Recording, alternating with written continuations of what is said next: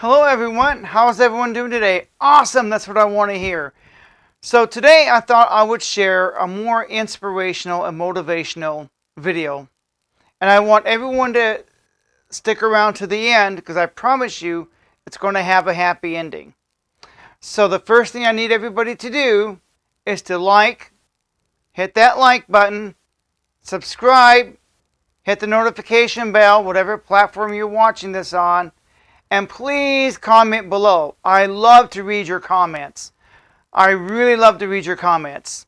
So today I'm going to share a story of the things that I have gone through, but I've shared it before, but in this context, it's meant to be more inspirational and motivational. Because in the past, I've shared my story, even what the events I went through, and it is sad and depressing. And so this time around, we're going to share it, but a little more upbeat. And I promise you, it will have a happy ending. Two of the things I'm going to share with you: does God answer prayer? Yes and no. And I'm just going to base it on my personal first-hand experience. I've had times when God did answer my prayer and I didn't deserve it. I've also had times when He didn't. And I begged Him, God, where are you? And He never came. Or did He? So there's a lot of people out there that are hurting, that are suffering. Families are barely getting by. And I keep reading the stats of the depression, suicide rates. You know, men are more successful at committing suicide than women. Women attempt it more, but men, they just they just rope to cope, or they do other things, and I don't do that. Not that I don't have my own demons I cope with. We all have coping mechanisms, and in the previous video I shared what my coping mechanism was, but this video is meant to be motivational and inspirational, and and that's why I'm going to tell my story. And please stick around to the end because I promise you it's going to have a happy ending. And like I said, the topic is, does God answer prayer? Yes and no. So let's get right into the story. We're going to start. This is my life journey. We're going to start in the year 1996, maybe December of 95. I just coming out of the military and starting a new life. And where do I want to start? You have to forgive me because I'm unprofessional, and that's okay. Because you know what? A lot of YouTubers, you know what? A lot of them, they follow a script. I'm not following a script. Whatever I've got going on, it's up here. I should have wrote it down, but I've told this story 6 or 7 times in several other videos. So, but in this context, it's meant to motivate and inspire and meant to have a happy ending. So, if I seem unprofessional, good. I'm not following a script. I'm not a hired actor. I am me. You know when they say make a YouTube video, just be yourself. There's nothing wrong with being yourself and being sincere. Because I tell you what, in the near future, that's going to be important. That's really going to be important because a lot of people putting out gaslit videos to gaslight you, and they're just following a written script. They're copycatting from each other. I'm not doing that. There's going to come a time where people are going to be going on YouTube or whatever, and they're going to be looking for a real person. I'm real, and I'm relatable. I'm not hiding behind an avatar. I'm not using a fake name. I use my real name on YouTube. I'm in front of the camera, so there's nothing fake about it. So, we were already going on for almost 5 minutes, but yeah, I need to get started with this story, don't I? I promised you this.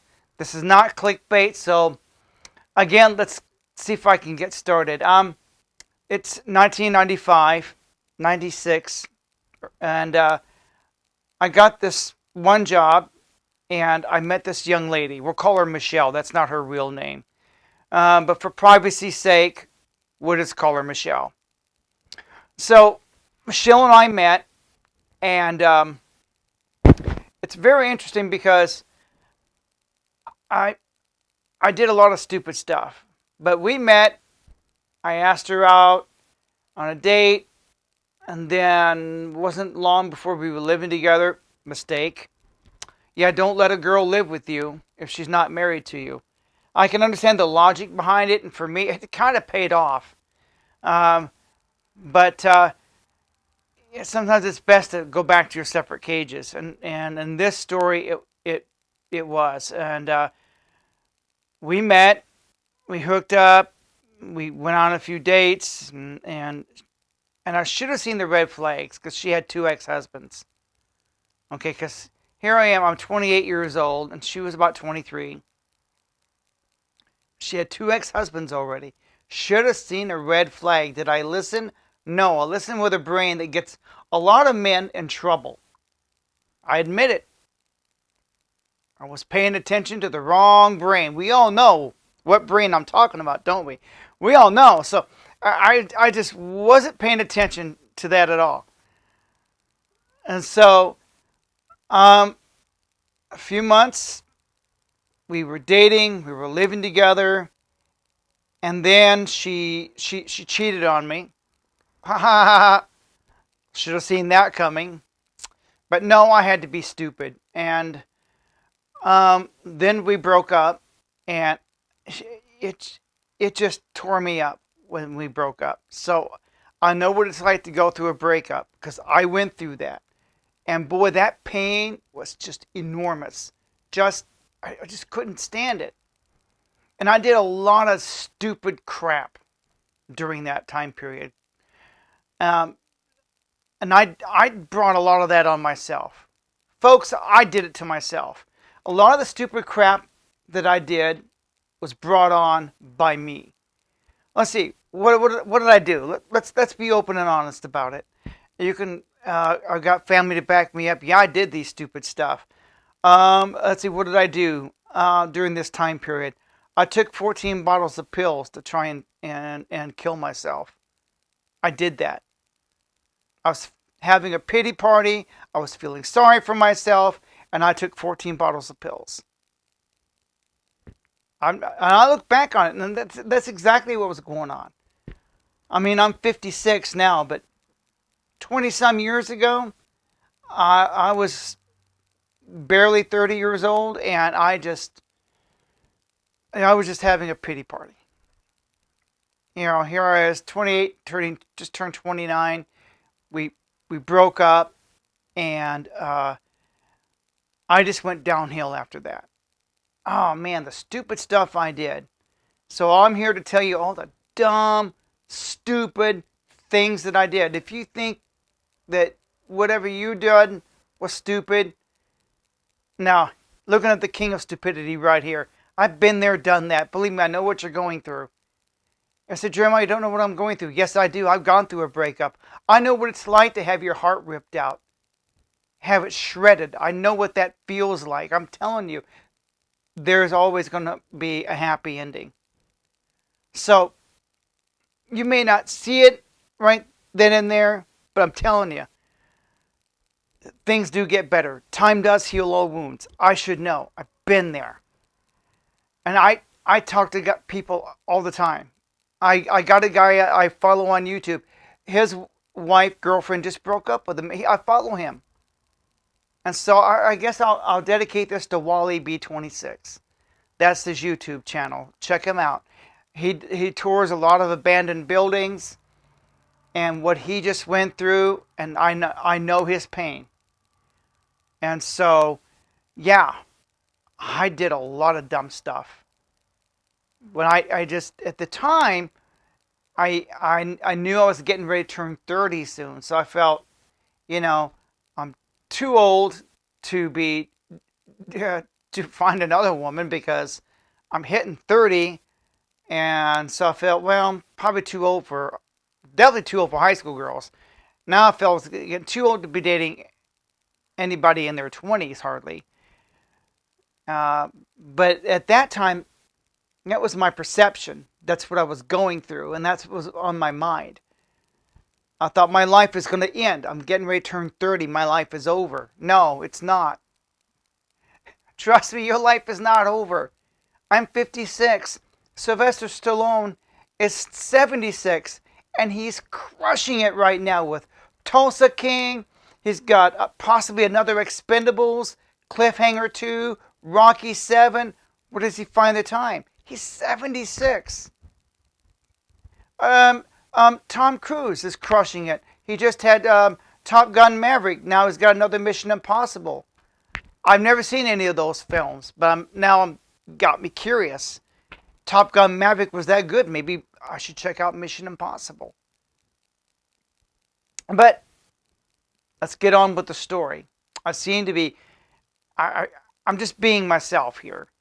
So, like I said, I'm not following a script. So, I love to tell a story. This is my story, but I'm telling it from a motivational perspective. So, here I am. So this young lady ripped my heart out, but I chose to let her do that. I look back on it, it was my choice. But at the time, the pain was so bad that I tried to end my life. This is a true story. But that didn't work. Now, obviously, I'm still here, right? So, and that wasn't my only attempt, by the way. So, okay, taking 14 bottles of pills, that didn't work. I see, what else did I do? I took off for New York City. I ran, kind of like running away from home. That's, like I said, in another video, I was saying that it's my coping mechanism. I said, so, okay, suicide's not the answer. So, you know what? I'll just run off and disappear amongst the homeless. And because that was my coping. Because when I was a kid, when I was 5 years old, I didn't want to share my toys. So I packed up my toys in a box. We were at Grandma's house. I went down that driveway. I just kept going down that driveway. And I started going up, and Dad had to come after me. That was my, since I was little, that was my way of coping.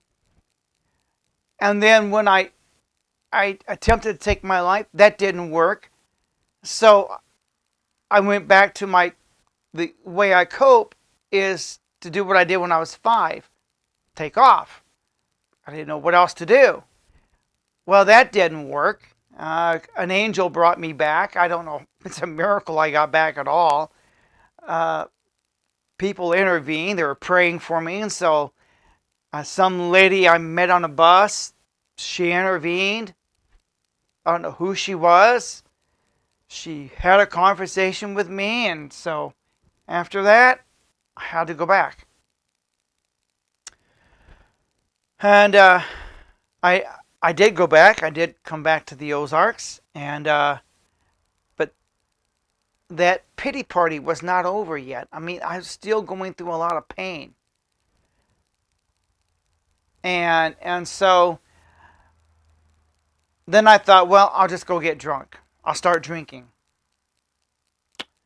And I'm not the guy who normally don't pick up a bottle of beer and drink. I'm not a drinker, but I took up alcoholism. And I was at this one place called the Juke Joint. It was located on the square in Springfield. The band that was playing, I remember the name of the band that was playing that night. Blue Moon Ghetto. It's amazing how sometimes you can remember exact details. So here I am, and Blue Moon Ghetto is playing, and the location is the Juke Joint, located on the square in Springfield, Missouri. And I said, I'm just going to get drunk. I got drunk in the worst possible way you could. I mixed my drinks. I drank through a straw so it would go right to me. How I got home then, I barely remember. I think they called me a taxi, and I got home and went to bed and got sick. I mean, I just threw up. I got real sick, and I learned a lesson. Yeah, you don't want to drink on an empty stomach. You don't want to mix your drinks. You don't want to drink through a straw. I did all those things deliberately, intentionally, because I was in a lot of pain. But that didn't work. I'm telling you, the pain was still there the next day. And I paid for getting drunk. I'm telling you, I got so sick, I didn't touch alcohol after that. I went clean and sober after that. So here we are. Now it's still 1996. Now we're probably around Christmas of 1996, and so I got a job. I forgot where. It's been so long. I don't think they exist anymore. But I was working somewhere, and not for very long, because I went through a period of total unemployment. That's coming up here. There's some strange things that happened to me after that. So I was going still spiraling downhill. Like I knew I popping pills didn't work, getting drunk didn't work, running off to New York City, none of those things worked.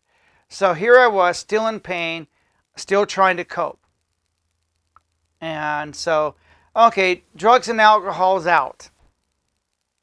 So that's not going to fly. So I was trying to figure out how to get past this pain.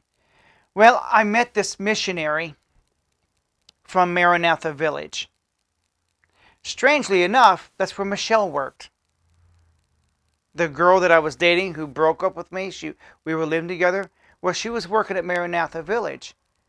By a remarkable coincidence, I met this pastor from there, and he came, he spoke to me, and it's just a coincidence. It's very strange, but and then there's other events that happened, but I'm not going to go into detail about that because the focus of this story is to be inspirational, motivational, and to lift people's spirits. Say, hey, I've been down this road. I know what you're going through. So here we are, and it's now, I'm trying to stay in chronological order here. It's now 1997. And so the pastor took me to Central Assembly of God there. And that's when I decided to rededicate myself to God. I asked Jesus to forgive me for my sins, and he did. And that night was the most spiritual thing that ever happened. Somebody else was there that night. God put his hand on me. And believe me, I was peeking to see where everybody was, but somebody else laid their hand on me. And when we were done praying, I turned up and there was nobody there. It was God himself. Jesus himself was laying his hands on me. And I knew that night that he washed away my sins. You know, I knew, because when you go to the altar and you confess your sins, you have to admit what you've done. See, they forget to mention that in church. Oh, just accept Jesus. Your life will be better. No, that's not what happened to me at all. No. You have to, number one, confess your sins. You have to admit, Lord, this is what I did. And all that night when I was praying, I says, God, I don't deserve it. I don't deserve it. I don't deserve it. And I kept saying that, and God just refused to give up on me. But did my life get better after I so-called got saved? After I asked the Lord to forgive me for my sins and thinking, did my life get better? No, it did not. But I promise you, stick around to the end, because I promise you, this will have a happy ending. So, did my life get better? No, it got much worse. After I got saved, a week later, I lost my job. My relationship to my family fell apart. I didn't have any friends left. So my life was wiped out. Everything I knew, I lost it all after that. This is after I got saved, by the way. My life just sunk further. Now, I know what you're going to say, but Jeremiah, everybody tells me, I mean, if Kenneth Copeland says this and Joel Osteen says this, that you're going to have this happy, glorious life. And that's what they tell you, right? That's not what happened. That is not what happened to me at all. And let me tell you why my life got worse after that. But there is a happy ending, I promise you. Sometimes God will take a chunk of coal and turn it into something better. You think of your life as a chunk of coal, full of sin, full of things you shouldn't have done. What God will do is He'll forge you in fire. He'll put that chunk of coal and He'll forge you. You're forged in fire. He wants to turn you into a diamond, which is what He did. So after I got saved, I went through a whole year of living hell. My life was still in darkness for at least a year before a light switch came on. And everything I lost, I got back. But a whole year. From 1997, from Father's Day, 1997, that's the day that I lost my job, by the way. Oh, and by the way, there was something else going on that makes this even more mysterious. Turns out she was pregnant. I found that out from the pastor of Maranatha. And like I said, it's a coincidence that she works there and he works there. Okay, just a coincidence. I'm not saying there's a conspiracy or anything like that. But I found out she's expecting a child. And then they did try to garnish my wages. But I lost my job, so what's the point? But, yeah, they didn't try to garnish my wages till about the following year. So she gotten pregnant, had the baby, then came after me for child support. That didn't happen until 1998. So from 1997, I just went into darkness. I know I got saved and I'm supposed to have gone into the light, but I'm telling you, things got worse. But I promise you, there's a happy ending. So let's continue this video. I don't care how long. If we go, I mean, we're up to 23 minutes, but I'm trying to tell a story here. Now I got to stay focused and stay in chronological order. So here we are. It's 1997. Now we're going to go to 1998 because for a year I lived in darkness. And then one day I decided to go to McDonald's and have a quarter pounder. So I sit there at McDonald's. It's now 1998. And here's this little lady. Her name was Carlene. I don't remember her last name anymore. I'm not sure I've got a picture of her around here anymore. I mean, it's been years. 20 years since I've seen her. At least 20 years. I have not seen her in 2 decades or heard from her. I think she lives in Chillicothe. I had someone tell me she's in Chillicothe, but I don't know for certain. But here we are. It's now 1998. At McDonald's, I'm having this quarter pounder, and here I met this nice girl, Carlene. Now, here's the funny part. I was unemployed. Okay? I had no job, no car, no friends, no family. I was a world-class loser. 100% loser. I was in the pit when I met her. I had nothing to bring to the table. Nothing.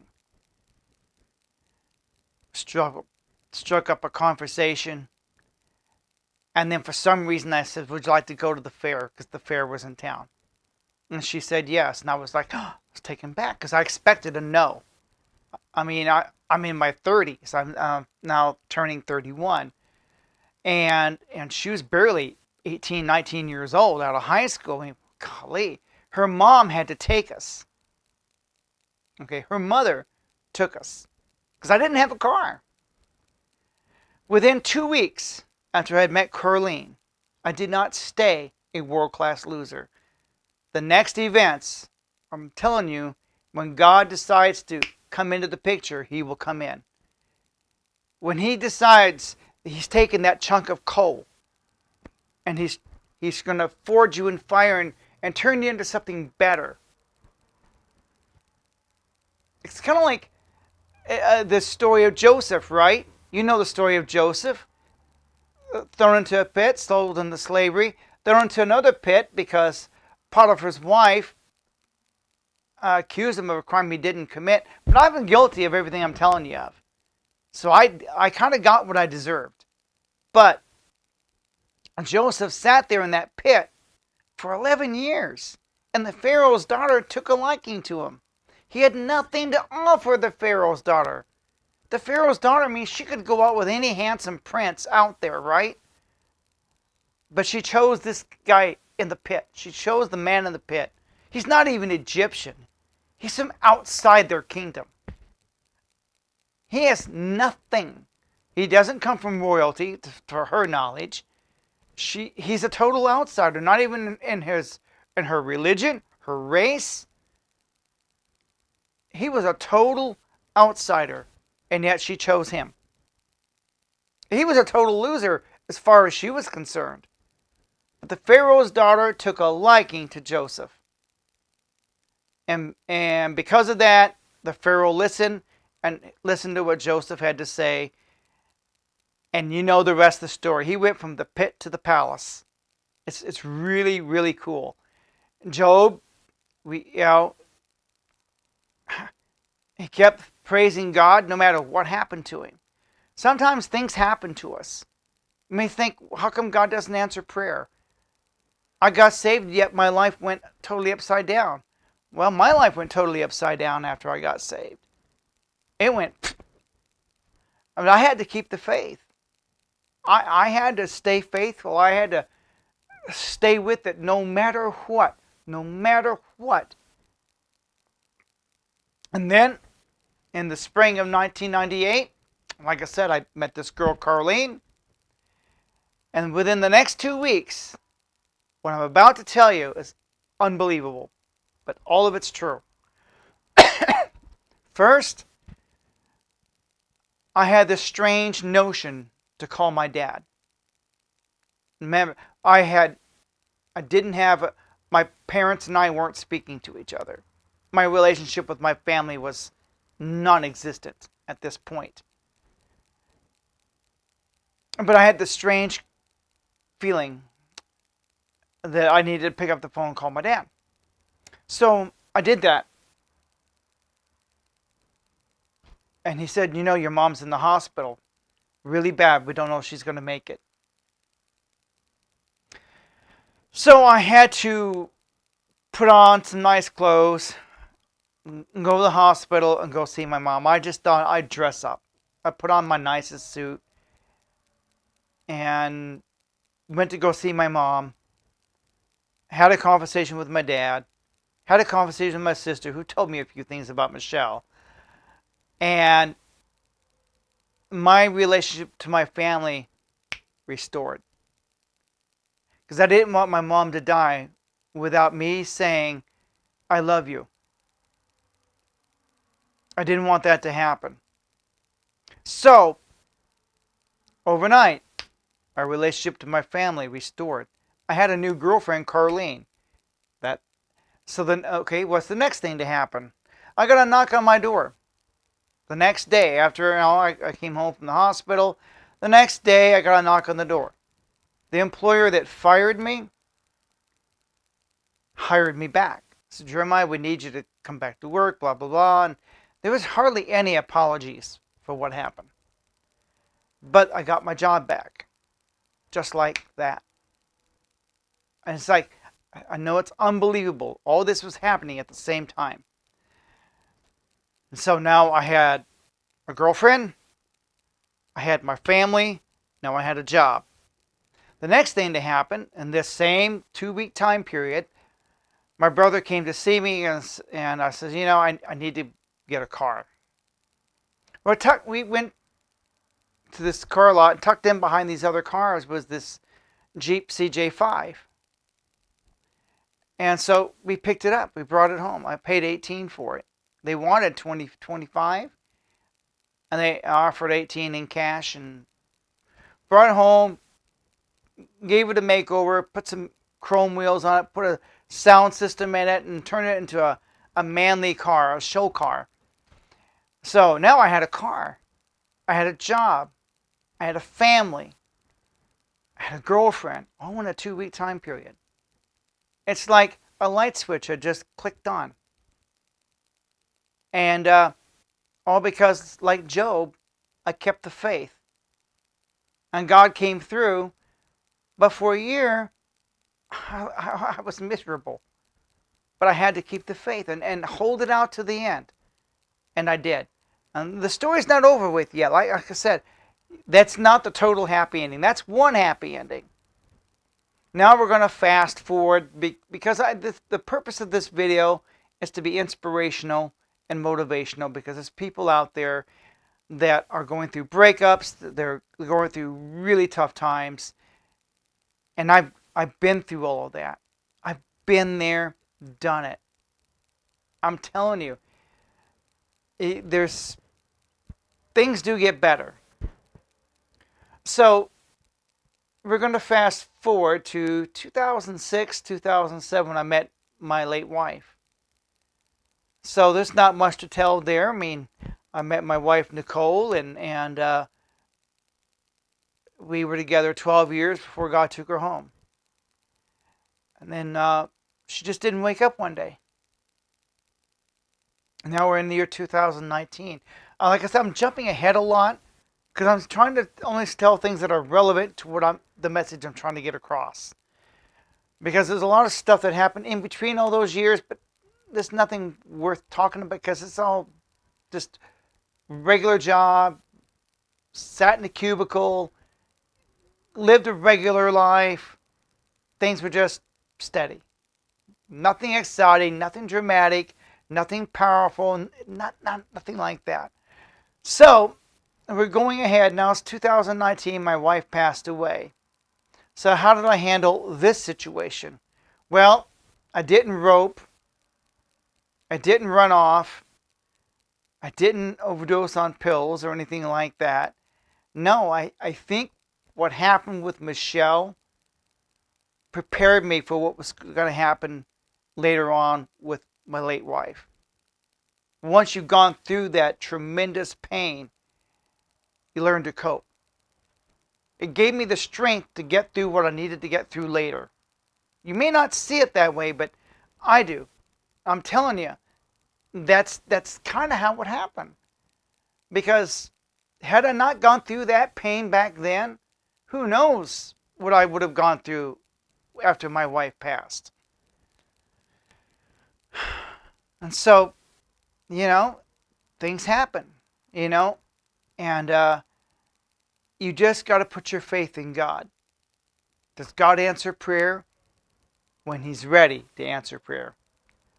Like I said, sometimes He'll take a chunk of coal and He'll turn it into a diamond. He'll turn it into something better. You just got to hold on. You've got to have your faith. That's just the way it is. So now we're going to fast forward to last month. Everybody kind of knows I went missing. I moved out of Springfield, came here, and my dad and I weren't getting along 100%. So I just took off. Did what my coping mechanism. This is the way I cope. Crocodile Dundee copes that way. You ever see Crocodile Dundee? What'd he say? I'm going to go on walkabout? That's what I kind of did. I went on walkabout. That's the only way I knew how to cope. That way I can clear my head. At least I didn't take the drugs or alcohol. Once you've gone through that pain, you learn how to get through it. And so now I'm back. I'm telling you. And when I did take off, this is like last month, right? Now, sometimes God will not answer your prayer. Now we're going to get to the part, does he answer prayer? Yes and no. Now we're going to get to the no part.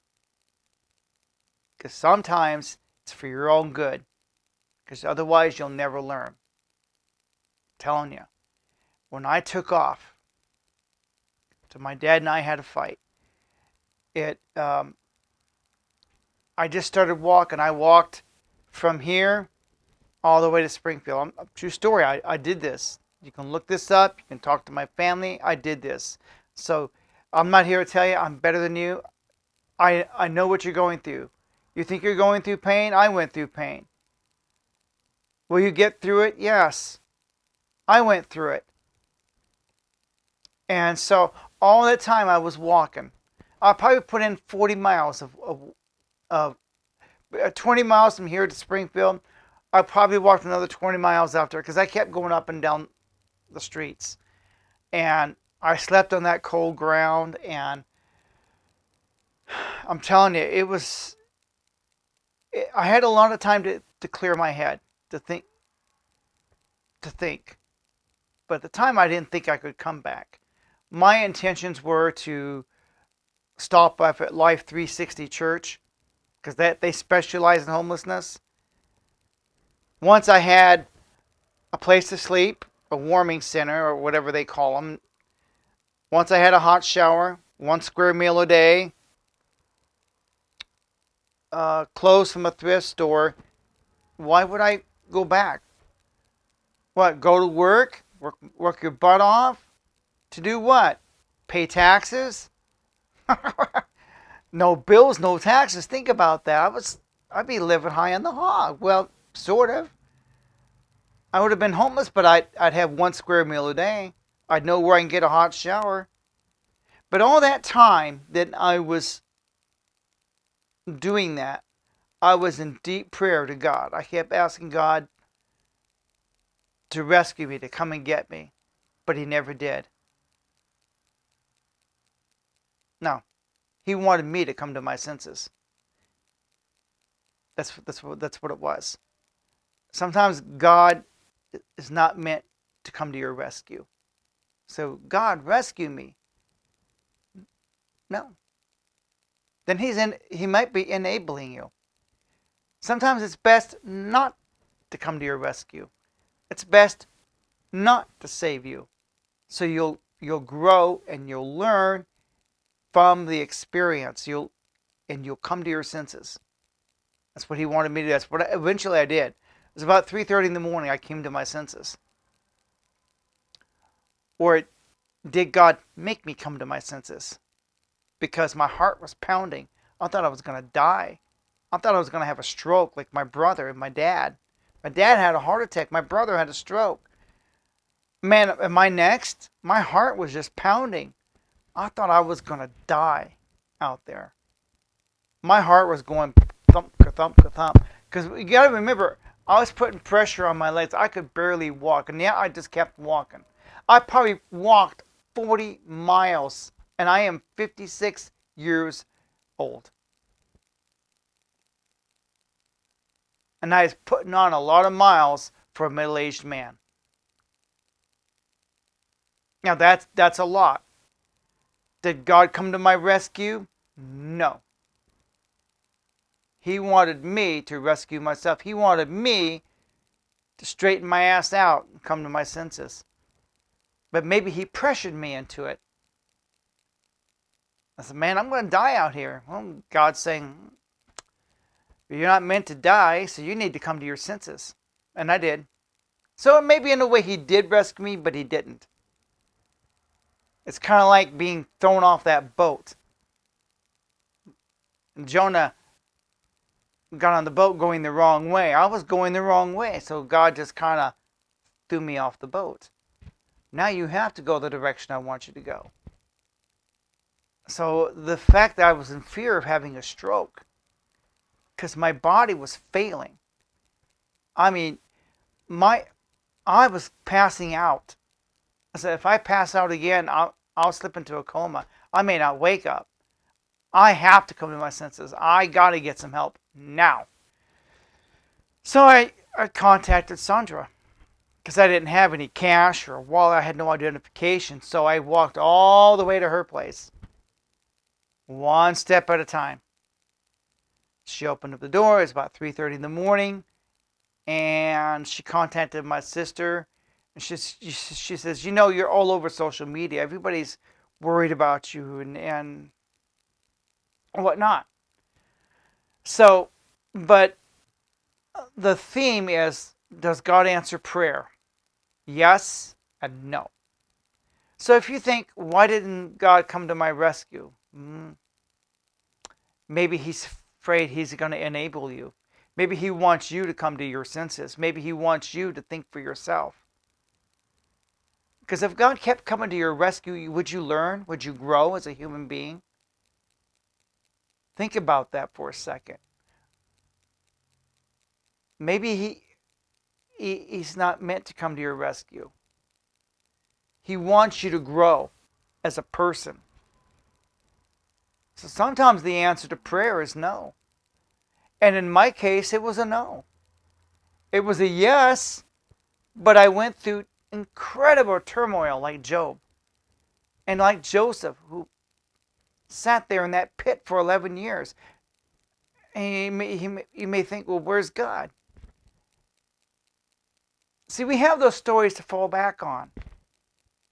And there's a lot of people out there who are all asking the question, where is God? He's right there. But sometimes, like I said, he wants to take a chunk of coal and turn it into something better. He wants you to grow as a human being, to be better than you are, to be the best version of yourself that you can be. So this video is meant to be motivational and inspirational. That was the theme. Yes, I've told my story in the past, but this version of the story is steered towards being an inspiration. You know, does God answer prayer? Mm-hmm. Can he reject it? Yeah. Because he wants something better for you in the end. But he was always there. You may think, and there are times he will come to your rescue when it's appropriate. Like I said, that time in 1998, it's light switch had come on. He just like click. First your life is in turmoil, then everything that you lost, within 2 weeks I got back. I can't explain it. Except it's an act of Almighty God. He said, okay, I've taken this chunk of coal. Now it's time to bring him out and make him a diamond. He's had time to think and ponder about what he did. He wants to know if you really repented for your sins.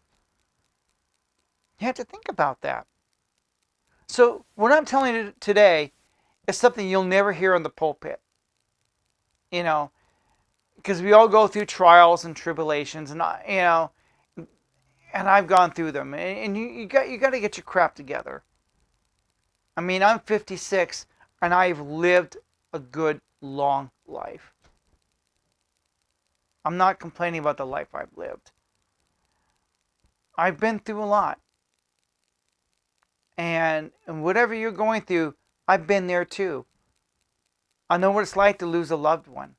My mom passed away in 2010. So I've lost a spouse and a parent. Some of you lost a child. Some of you lost all three. You've lost a spouse, a child, a parent. Wow. So there's veterans out there.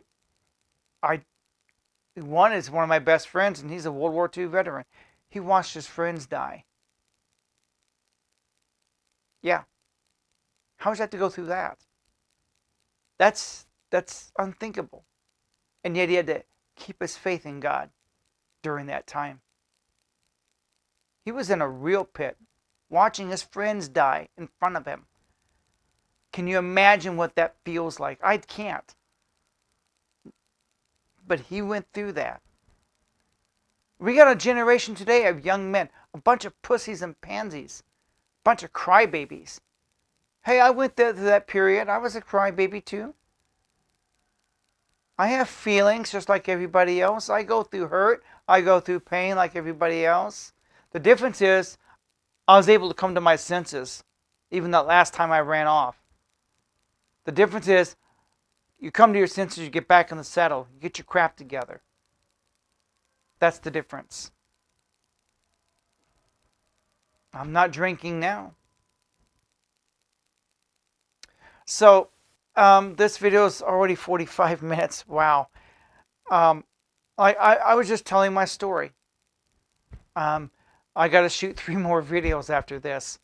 This one is for Facebook and YouTube. I got 3 more videos I'm going to shoot exclusively for the YouTube. So please subscribe, comment below. I will try to figure out a good title for this video. Because I want people to see it. I want them to view it. I want them to share it. And I hope that you are inspired or motivated, that you would choose to live. My friend Louis Michaels got an organization, neversuicide.org. And so I hope that you would choose life. Because you don't know what the future holds. I'm 56. Yes, I've lived my life.